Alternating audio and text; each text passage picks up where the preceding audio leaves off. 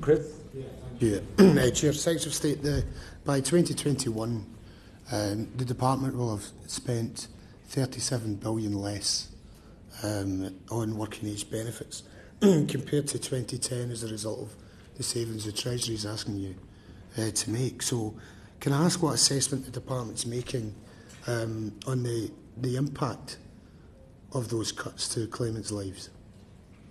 Well, Ms Stevens, I mean, the coalition government made some choices about what's fair to the taxpayer and what's fair to people in need of benefits support, and to make it sustainable to taxpayers, and those were supported in 2010 to 15.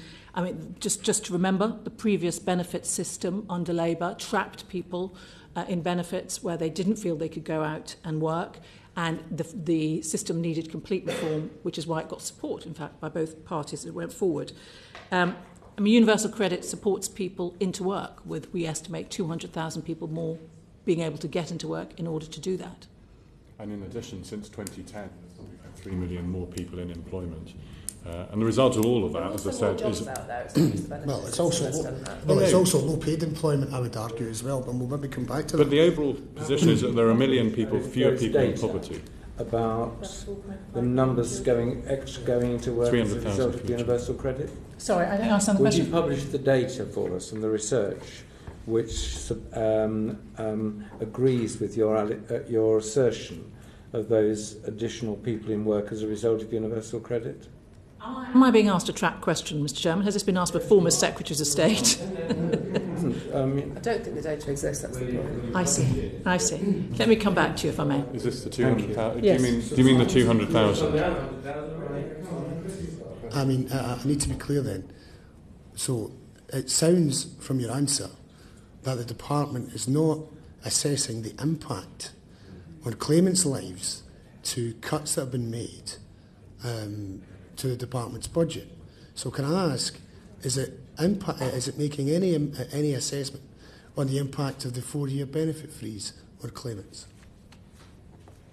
Can I just say that one of the impacts, I would say, of the work that Universal Credit has done and the government overall is that we have never seen employment higher. That is one of the benefits we have going forward. Doing the assessment of universal credit. Please continue. I lost my thread there for a second. What was your question? Oh, the benefits freeze. The benefits freeze. No, we can see that the benefits freeze is on its 4th year. It is a difficult situation for many people on benefits, given that we now have, given that it's going into the 4th year. So we haven't done any particular assessment on it. It's, as we know, supported by the government, passed in legislation, so I can't particularly comment any further on it. But I recognise the fact that it is difficult, given that we're going into the 4th year. So can I ask if the Department consider making assessments? Because obviously there's a very real concern from this committee about decisions being made by the Department and how that impacts on claimants' lives. And I think it would be useful if the Department could come up with some assessment criteria to identify what is happening out there, because constituents can come to us on, for example, Neil's point earlier about the 5-week wait. I mean, I know constituents are saying after 3 weeks I need to go to a food bank. Now that is, that's something that could be measured. The impact of that decision, the impact of the benefits freeze. Excuse me, it's cutting back benefits to a value of something like 23%, is what the House of Commons Library is saying. So I think we really need to know what assessment is being made on people's lives by the decisions being made by the Department of Work and Pensions. What Mr Stevens, the Secretary of State, is making is that you need to look at the whole system in the round. The whole system is around encouraging and supporting people into work at the same time as reductions were made to DWP's budget. And I would argue that many of the people in zero are now in 0-hour contracts, and an impact of the Department's decision is to sanction people under universal credit if they refuse a 0-hour contract job. But if they're on legacy benefits, they wouldn't be sanctioned if they refused a 0-hour contract job. But people should go into work. I mean, the principle of sanctions is that there is a conditionality, and that we are... that 0-hour contracts, is that what you're seriously telling us, Secretary of State? Well, I would say yes, if people are offered work, they should take it. If it's a 0-hour contract?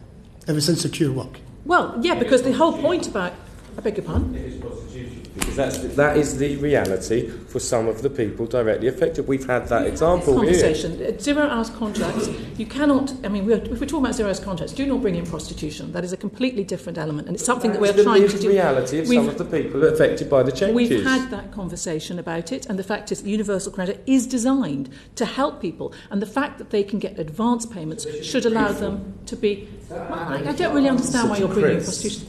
That taking a 0 hours contract, universal credit will nevertheless ensure them a stable and appropriate income via whatever the scale rates for universal credit are. For some people, 0 hours contracts work well. And you may have had that experience. Some people, it does. Not the majority of people in a regular working environment. Yes, some people it does work well. Formally, under this government, we made sure that people could not be told they could only have one 0 hours contract. We legislated against that, which I think is important.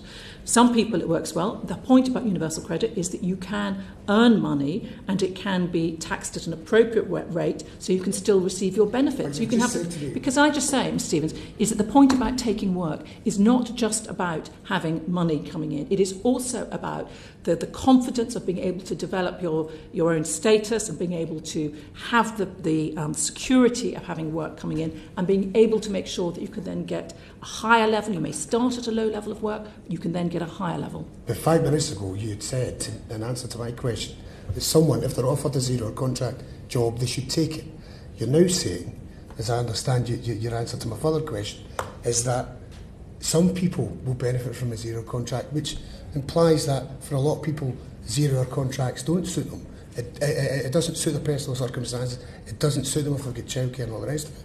So why is the department taking the decision under universal credit to sanction an individual if they report that they've refused a 0 hour contract? Stevens, the reality is what goes on in terms of the conversation and the relationship between the work coach and the claimant.